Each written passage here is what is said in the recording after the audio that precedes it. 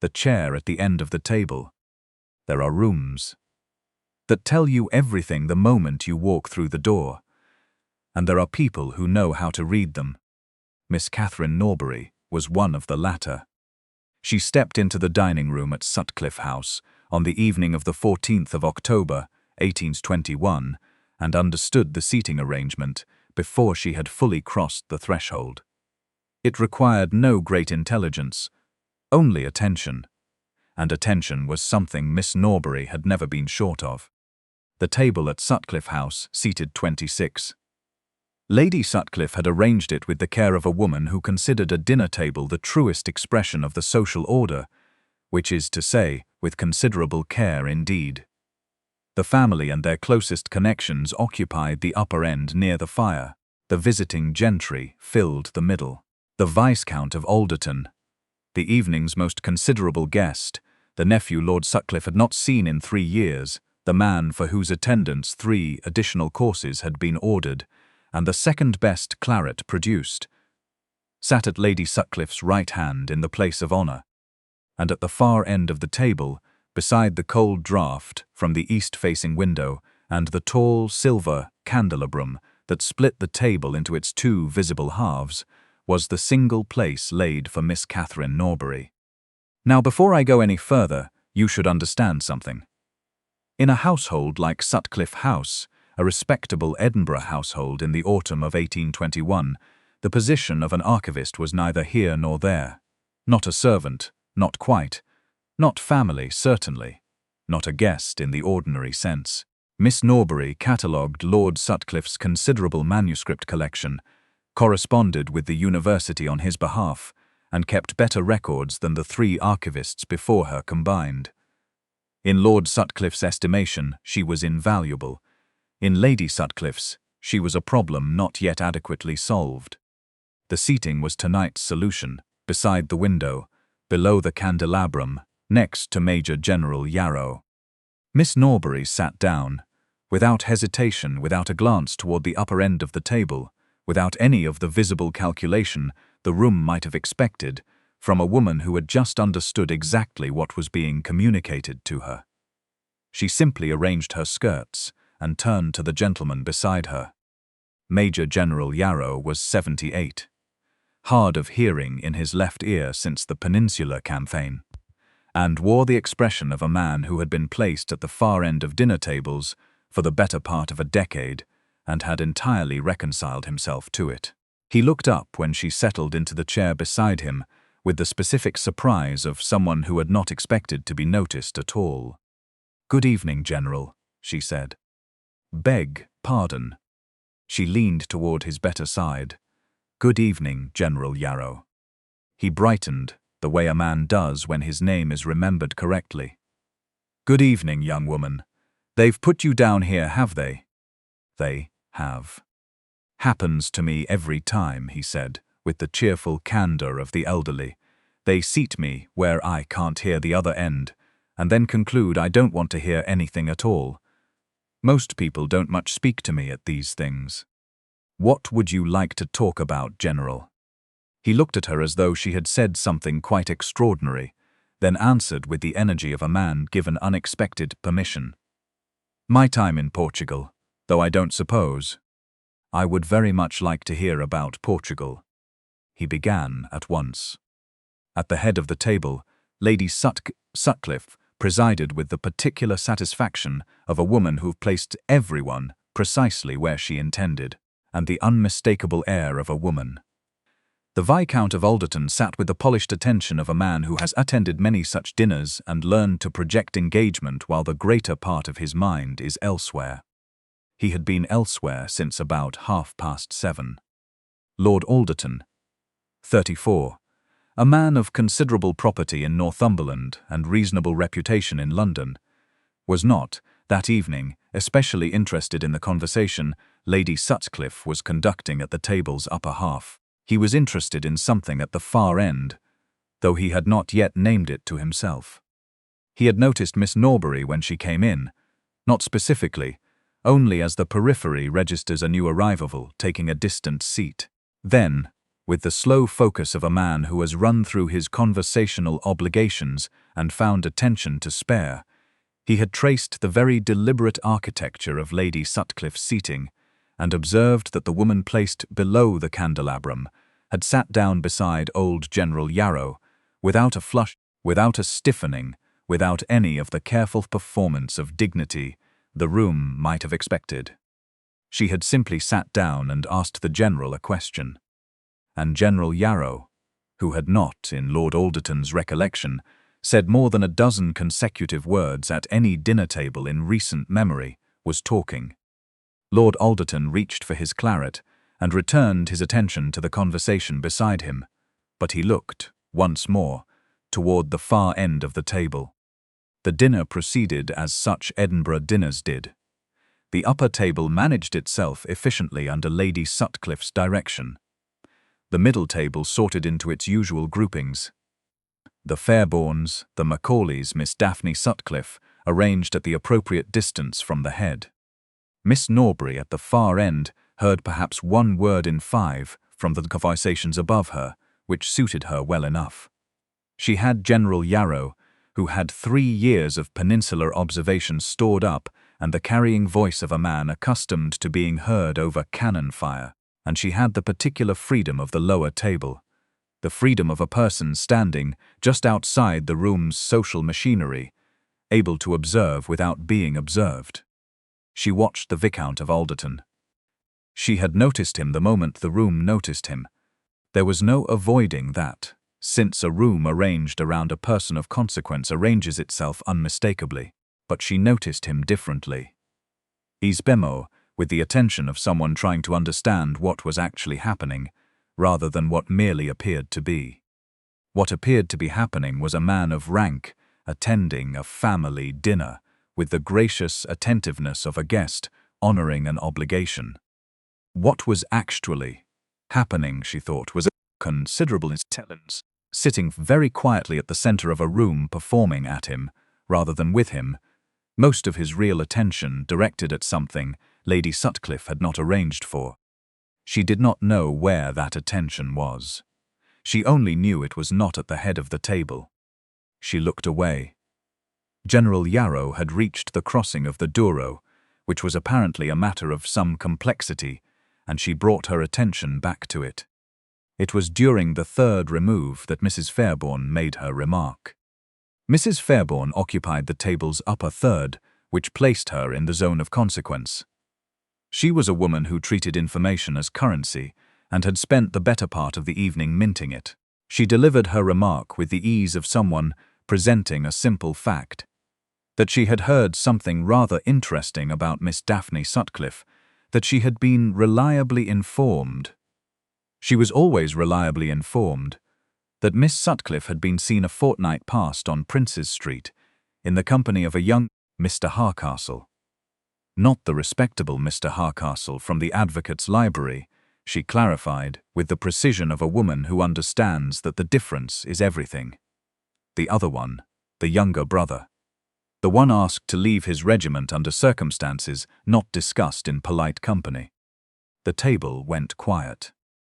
Miss Daphne, 19, and seated 4 places from the head, went pale in the manner of someone who has just watched a true thing made to sound false by a single careful substitution. Lady Sutcliffe began assembling a response with the speed of a woman who has managed 30 years of social occasions and knows that the first few seconds decide everything. Miss Norbury, below the candelabrum, set down her fish fork. She had been there, on Princes Street that afternoon. She had been the reason the outing was permitted at all. Lady Sutcliffe had sent her specifically, since Miss Daphne had wished to visit the print shop on the corner, and a young woman of 19 could not go there without a companion of appropriate standing. The gentleman who had greeted them was Mr. Thomas Harcastle, not the younger brother but the elder. The Advocate's Library Mr. Harcastle, Miss Daphne's second cousin on her mother's side, in the shop by coincidence to buy a volume of illustrated maps for his office. The encounter had lasted 9 minutes, every one of which Miss Norbury had watched and witnessed. She had the date in her memoranda book, because she had rescheduled a cataloguing appointment with the university to accommodate the outing, and the rescheduling was written in her own hand. She said, from the far end of the table, in a voice clear and level enough to carry the room without strain, "I believe Mrs. Fairbairn may be thinking of a different occasion, or a different Mr. Harcastle. I was with Miss Sutcliffe on Princes Street that afternoon. The gentleman who greeted us was Mr. Thomas Harcastle of the Advocates' Library, Miss Daphne's cousin on her mother's side. He had come into Baird's print shop by chance and spoke with us for perhaps 10 minutes. She paused. I have the date in my appointment book if it would be of use. I rescheduled a cataloguing session to accompany Miss Sutcliffe that day, so the entry is quite clear. It was a Tuesday. The room produced a silence. Not the first kind, the one that falls when damage has been done and the air has changed. This was the second kind, the silence of 20-odd people who have received a correction so specific, so calmly delivered, that it arrived before the damage could settle, and who are now collectively revising their understanding of what has just occurred. Mrs. Fairbairn collected herself with the speed of long practice, with the expression of a woman meeting an obstacle she had not anticipated and did not intend to acknowledge as one. How very thorough, she said in the tone of a woman electing light amusement as her best remaining move. The archivist has opinions on matters of family honor. There is a silence that follows a cruelty dressed as a joke. It is not the silence of agreement. It is the silence of a room deciding which way it will go, whether the joke will be absorbed, whether the cruelty will be allowed to pass as wit, whether the woman at the far end of the table will be left to manage the consequences of having spoken from the wrong position. That silence lasted about 4 seconds. Lord Alderton picked up his chair. He did not announce it. He did not ask permission. He stood. The guest of honor, from the right hand of Lady Sutcliffe, from the position of greatest consequence at that table, lifted his chair and carried it with the unhurried composure of a man who has assessed a situation and arrived at the only adequate conclusion, the full length of the table, past the Fairbairns, past the Macaulays, past the candelabrum that divided the table into its 2 halves. He set his chair down beside Miss Norbury's and sat in it. Lady Sutcliffe had gone perfectly still. Lord Alderton looked back down the table with the same polished attention he had worn all evening, except that it now carried something new, a quiet authority, the expression of a man who has done a deliberate thing and is entirely prepared to be asked about it. Miss Norbury, he said to the table at large, I believe General Yarrow was about to describe the crossing of the Douro. I have been meaning to hear that account properly for some time. General, please, do go on. General Yarrow, who had heard none of the preceding minutes on account of his left ear and an absorbing recollection of Portuguese river logistics, looked up at the arrival of a viscount beside him with the uncomplicated delight of a man whose evening has just been entirely redeemed. Your lordship, were you interested in the Douro? Very much so. From the beginning, if you would be so good. Certainly, certainly, said the general, and settled in with the energy of a man whose audience had just tripled. The dinner continued. The room rearranged itself around this new geometry the way rooms do when suddenly obliged to accommodate a fact they had not budgeted for. The Viscount of Alderton was sitting at the far end beside the archivist and the old general and the head of the table, where Lady Sutcliffe sat doing extensive internal arithmetic, was, for all practical purposes, no longer the head of anything that mattered. Miss Norbury looked at Lord Alderton beside her. He was attending to General Yarrow, not to her. But there was something in the quality of his attention, the angle at which he sat, that was not the performance he had been giving all evening at the table's head. He was, she understood, entirely aware of her presence. She said nothing. She looked at her plate and thought. He moved his chair. She thought, that is not a small thing. She thought, do not make it larger than it is. On that last point, she found herself not entirely successful. The evening concluded in the drawing-room, with the particular formality of a gathering that has had an interesting disruption and is now engaged in the social work of restoring the appearance of normalcy over tea and port. Miss Norbury excused herself earlier than the guests. Her position did not require her to sit through the full drawing-room program, and was moving through the corridor toward the back staircase, shawl in hand, when she heard footsteps behind her. She stopped. She turned. Lord Alderton stood in the corridor, not from the direction of the drawing-room but from the study, which adjoined the archive room housing Lord Sutcliffe's manuscripts. Not a direction she would have expected anyone at this hour. Miss Norbury. Lord Alderton. He wore the expression she had seen across the table. Not the social face he had kept since 7 o'clock, but the other one. The one that had been there when he stood and lifted his chair. "You did not have to do that," he said. "Yes," she said, "I did." He was quiet a moment. The corridor was dim, lit only by the sconce at the far end, the sounds of the drawing-room faint behind 3 closed doors. Why? She had been asking herself the same question since the fish course, in the way of someone who has acted from certainty and is only now working out its exact shape. Because Miss Daphne has been consistently kind to me, in ways not required of her and not especially encouraged by Lady Sutcliffe. And because what Mrs. Fairbairn said was false, and I had the true account, and there was no useful reason to withhold it. She paused. That I happened to be sitting below the candelabrum at the time did not change what I knew. He looked at her a long moment. Most people would have found a reason to let it pass. I know, I found I couldn't. "I noticed you at dinner," he said, before Mrs. Fairbairn's remark. "General Yarrow has not talked at a table in some time. I have attended 2 dinners at this house this year, and both evenings he sat at the far end and no one went near him. Tonight he spoke for the better part of 2 hours. She looked at the floor, then at him. "He has a great deal worth hearing." "He does. Most people haven't troubled to find that out. You gave him 2 hours of your full attention. He gave me excellent company in return." "He did." Lord Alderton's voice had a warmth in it the drawing-room manner had never carried. Then, with the directness of a man who has decided to say a thing and is simply saying it, I moved my chair.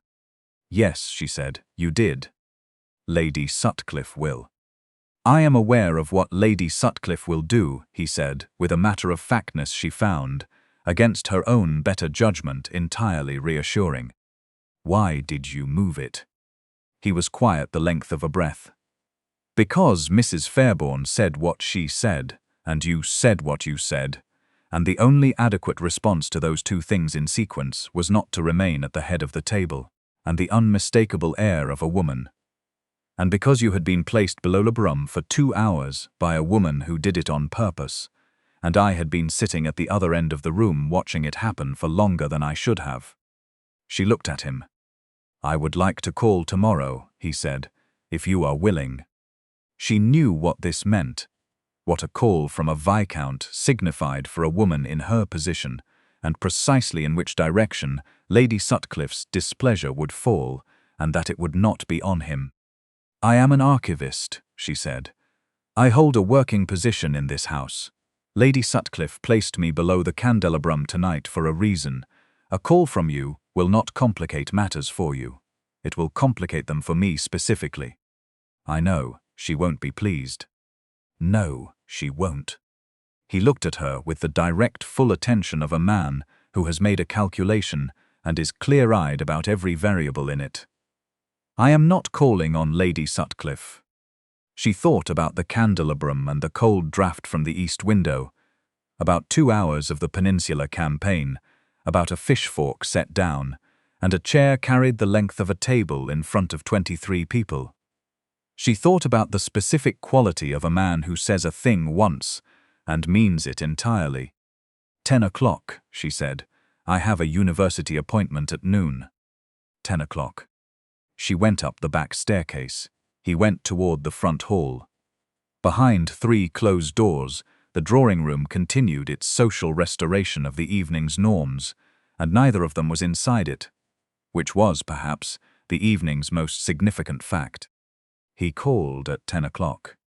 Lady Sutcliffe received the intelligence with the expression of a woman encountering a problem she had underestimated. She had planned the dinner with the efficiency of 30 years' social management. She had planned the seating and the sequence by which the Viscount would observe Miss Norbury's place in the household, understand its meaning, and have any inconvenient interest quietly discouraged by the architecture of the evening. It had been a sound plan. It had not accounted for the chair. In the drawing-room afterward she had tried out several explanations. Lord Alderton had been eccentric, or moved by misplaced chivalry, or had not properly understood the seating. But she had watched Mrs. Fairbairn's face over the tea-tray, and understood that the room had settled on none of them. And now he was calling at 10 o'clock. She sent word she would receive him in the front sitting-room, intending to be present for the call herself. She sent no word to Miss Norbury. Miss Norbury, who had anticipated exactly this, sent word that she would be in the archive room at 10, as documents were arriving from Professor McIntyre that required immediate attention. Lord Alderton's card was brought to the archive room at 10 past 10, along with the intelligence that Lady Sutcliffe was not in fact present there. He was shown in. Miss Norbury was at the catalogue table, arranging a set of 18th-century land survey documents that did not especially need arranging, but gave her hands something to do. She looked up with the same composed attention she had given everything the previous evening. Lord Alderton. Miss Norbury. He looked around the room. The shelves of document boxes, the ledgers arranged by decade, the even north light, the desk where she plainly spent the greater part of her working hours, the reading chair by the window with the lamp beside it. This is a good room. I have spent the better part of 2 years in it. He sat, not in the formal visitor's chair by the door, but in the reading chair, closer to the catalogue table than convention would suggest was appropriate. He did not seem to register this as an irregularity. She did not remark on it. Lady Sutcliffe was not in the front sitting-room, he said. No. You expected her to be. I expected her to make the attempt. The archive room is my working domain. The sitting-room was her arrangement, not mine. He was quiet, then said, in the tone she had been trying to name since the corridor, "How long have you been doing that?" Doing what? Managing the situation without appearing to manage it. She looked at the survey documents. Since I arrived. Lady Sutcliffe arranged the household very carefully, as you've observed. I found it most useful to do my work well and remain as much as possible in my own domain. In here, I know precisely where everything is, and so does everyone else. And last night. Last night was different. What Mrs. Fairbairn said wasn't about me. It was about Miss Daphne, who is genuinely kind.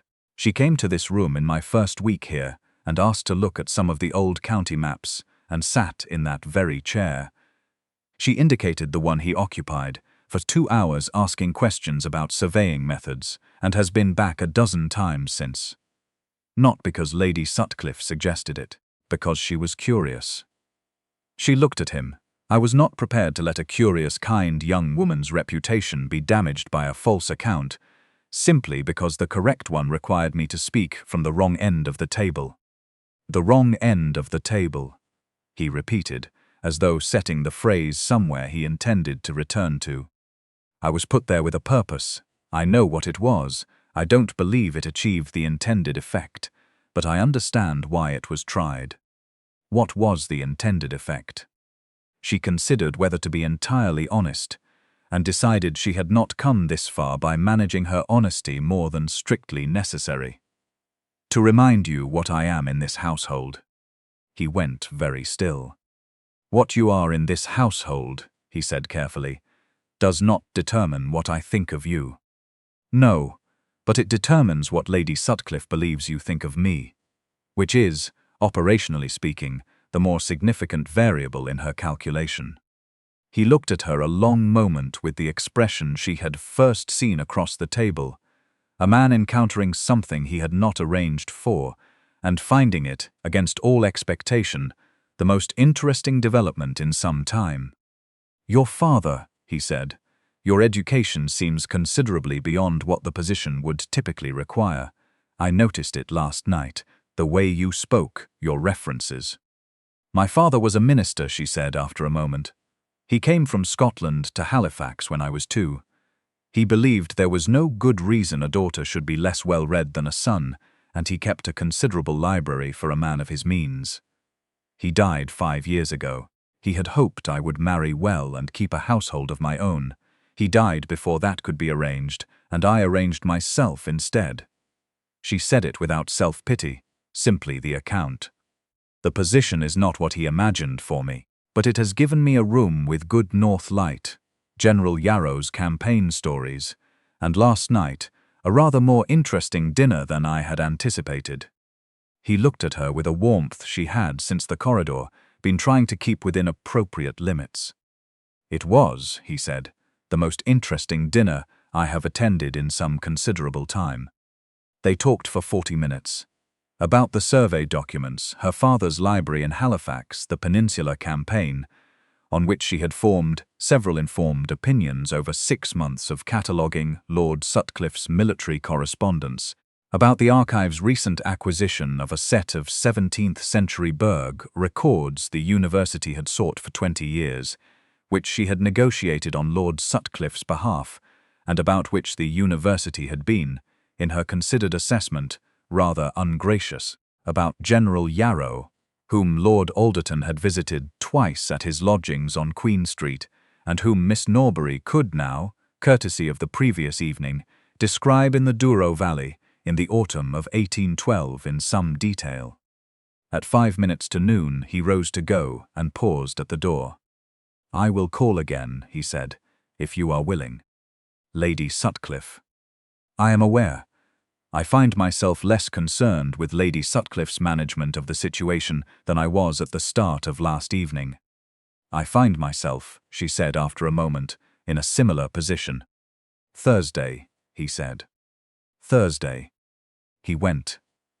She remained at the catalogue table some minutes after Professor McIntyre's documents arrived. Somewhat unlike her, turning over what she was doing and whether it was wise, and arrived, with the honest clarity she brought to every calculation, at the same conclusion she had reached in the corridor. She had found, in the inconvenient way of a thing that arrives without announcing itself, that she could not be entirely sensible about Lord Alderton of Northumberland. She had tried. She had been sensible for 5 years. Sensible when she arrived at Sutcliffe House, with her father's cataloguing methods and her Halifax education, understanding within a fortnight the exact nature of her position and its limits. Sensible when the household arranged itself around her, the way households arrange themselves around a woman of uncertain category. Careful and professional and useful, making the archive room into a place unambiguously her own. She had not been sensible in the corridor. She had not been sensible for the past 40 minutes. Very well, she thought, this once. She opened Professor McIntyre's package and began to work. The weeks that followed were the weeks of the careful and deliberate. He called on Thursday, as he had said. He called the following Monday. He sent a volume of Scottish Berg history he thought might be relevant to her current cataloguing project, with a note in his own hand. Short, direct, saying precisely what it meant. That he had found a chapter on municipal archive practices pertinent to something she had mentioned, and wished her to have it. He attended the Caledonian Society lecture at which she was also present, not by coincidence, and both understood it was not by coincidence. He made no effort to obscure his intentions or leave them ambiguous. He was, she understood, simply clear, in the manner of a man who has decided something and has no interest in disguising it. The household rearranged itself around this clarity, as households do. Miss Daphne began appearing at the archive room door more often, sometimes with questions about the Berg records, sometimes with no stated reason at all, and was welcome on every occasion. Mr. Sutcliffe, a kind man largely content to live inside his wife's management of things, began including Miss Norbury in the occasional family dinner, with the vague determination of a man who has noticed something and decided to act on it. The candelabrum was not moved, but Miss Norbury was not placed below it again because Lady Sutcliffe was practical beneath the social conviction, and the practical calculation had changed. It was after the third call that Lady Sutcliffe came to the archive room herself. She sat in the reading chair, Lord Alderton's chair, as Miss Norbury had begun privately to think of it, and looked at her with the expression of a woman who has been managing a situation and has arrived at the point where management requires honesty. "Lord Alderton," she said, "is a man of considerable consequence." "Yes. His family has expectations. I am aware of what his family would require in a match. I am also aware of what I am in this household. I don't believe you need to explain either to me." Lady Sutcliffe looked at her, and for the first time in 2 years of Miss Norbury's residence at Sutcliffe House, the expression she wore was not one of social management. It was the expression of a woman who has met something that has exceeded her architecture. "He moved his chair," she said. "Yes. In 30 years of dinner tables, I have never seen a man of his standing move his chair." Miss Norbury said nothing. "He did not consult me." There was something in this that was not quite a complaint, closer to a recalibration. The statement of a woman who has managed rooms for 30 years and has met, perhaps for the first time, a factor that does not answer to management. "No," Miss Norbury said, "he didn't." Lady Sutcliffe was quiet a long moment, then said, with the particular economy of a woman who concedes rarely and means it when she does, "When he calls on Thursday, the front sitting room will be available. I will see to the fire."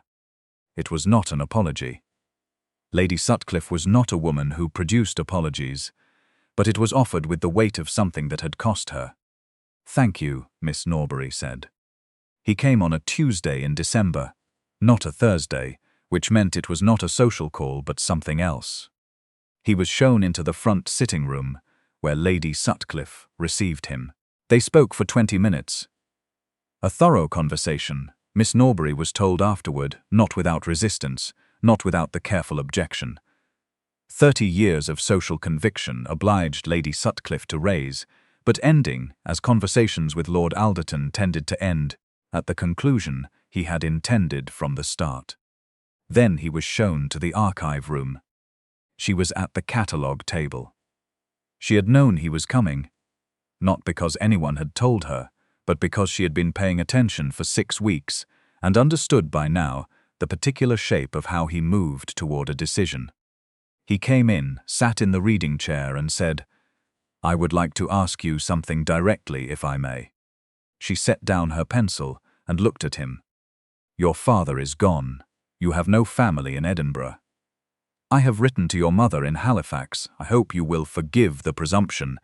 I wanted to do this properly." And she has written back, which took some time given the distance. She is, she says, entirely in favor of anything that makes her daughter happy. She sends her regards and says she hopes I am worthy of you, which I intend to spend considerable time endeavoring to be. Miss Norbury stared at him. He looked back with the honest, direct attention that had been, from the dinner table to the corridor, to this room, the most constant thing about him. "I am not asking Lady Sutcliffe," he said. "I am asking you, will you marry me, Miss Norbury?" Silence. She thought about a cold draught from an east-facing window, about a chair lifted from the head of a table and carried its full length, about a reading chair pulled a few feet closer to a catalogue table by a man who had not seemed to notice this as an irregularity, about the specific quality of a man who does not say things he does not mean and does not mean things by half. "You should know," she said, "that I will not be managed. I had gathered, I find I prefer it considerably.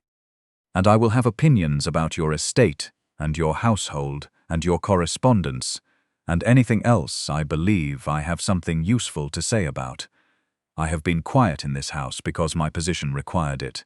That is not my natural mode. Miss Norbury, he said, and there was something in it she had been trying to name for 6 weeks. I moved my chair. She looked at him. Something shifted in her face. The thing she had been carefully not permitting herself since October, the full, specific warmth of caring genuinely about a person who has, without fanfare, simply done the thing that was required. Yes, she said, you did. Then you know I am not a man who does things by half. She said yes. She left Sutcliffe House on a morning in January, in the particular grey light of Edinburgh in winter. She carried her father's cataloguing ledgers, the volume of Burgh history Lord Alderton had sent her, and the reading lamp from the window, which she had asked permission to take, and Mr. Sutcliffe had said, of course, obviously, take whatever you like. Miss Daphne had come to the archive room the evening before and stayed 2 hours. At the end she embraced Miss Norbury in the doorway and said she was sorry she hadn't done more, and Miss Norbury said there was nothing to be sorry for. You're taking the reading chair, aren't you? Miss Daphne said, sniffling slightly, and Miss Norbury said yes. She was, on the grounds that she had put in 2 years of work making it comfortable and had earned it. Miss Daphne laughed, which had been the intended effect, and the two of them stood a few minutes longer in the doorway, in the comfortable silence of women who have been genuinely fond of each other against the architecture of a household, and who are making their peace with a conclusion. Lady Sutcliffe was not in the entrance hall. She was in her sitting room. The correct arrangement, Miss Norbury thought.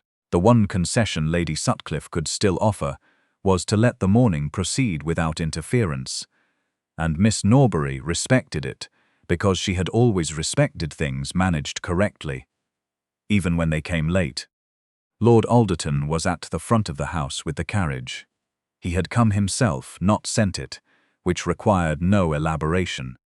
He handed her in and got in beside her. The carriage moved down the street, and Edinburgh opened around them, the pale stone fronts of the new town, the castle on its rock, the grey January sky beginning very slightly to lighten toward noon. She looked back at Sutcliffe House through the window, the archive room window on the 2nd floor, the north-facing glass behind which she had spent 2 years making something entirely hers, and felt the specific gravity of a correctly concluded chapter. Not grief, the particular seriousness of a thing properly finished. Regrets, he said. None I didn't already have before this morning. He was quiet, then said, General Yarrow, I mentioned I visit him on Queen Street. You did. I intend to continue. He was partway through the Salamanca campaign when the dinner ended in October, and I have not yet heard how it concluded. He has a great deal more to say. He does. I expect it will take several visits. She looked at him with the full warmth she had stopped managing 11 weeks before. It might take the better part of the winter. Then we had better begin, he said. The carriage turned into the street, and Edinburgh opened further around them. The lit windows, the city going about the ordinary business of a Tuesday in January, and inside it, 2 people who had found each other on the wrong side of a candelabrum rode in the particular ease of a shared direction, which was the most comfortable thing Catherine Norbury had felt in 2 years of careful self-management. She thought he moved his chair. She thought, I am very glad of it. And perhaps that is why this kind of story will not let us go. Not because a false remark was corrected, or a young woman defended, or a household rearranged around an unexpected geometry, but because a man in a room full of people performing the careful mathematics of rank and consequence stood up from the position of greatest consequence at that table, picked up his chair and carried it, without a speech, without a declaration, without anything but the deliberate movement of furniture, the full length of the room, and in doing so told every person present exactly where he stood. She had sat below the candelabrum, given an old soldier his best evening in months, and corrected a lie from the wrong end of the table, without requiring anyone's permission or any authority she had not earned. She had done it because it was the true thing, and she found she could not let the true thing go unsaid. He had noticed. He had moved his chair. Sometimes that is enough. Two people at a long table, one placed at the far end by design, the other deciding quietly and without fanfare that the correct response to that is not to stay where he has been put. If this story found something in you tonight, dear friends, if it reminded you that the people sitting in the cold draught by the east window sometimes have the most worth hearing, then come back to the fireside here at Moonlight at Bellwood. We have more stories where this one came from, stories of women who held their ground, and men who were worth the holding, and old soldiers who have been waiting a very long time for someone to ask them about Portugal. Subscribe if you're willing, we'll be here. The winter is long, and there are many evenings yet to fill. Good night, dear friends. Good night.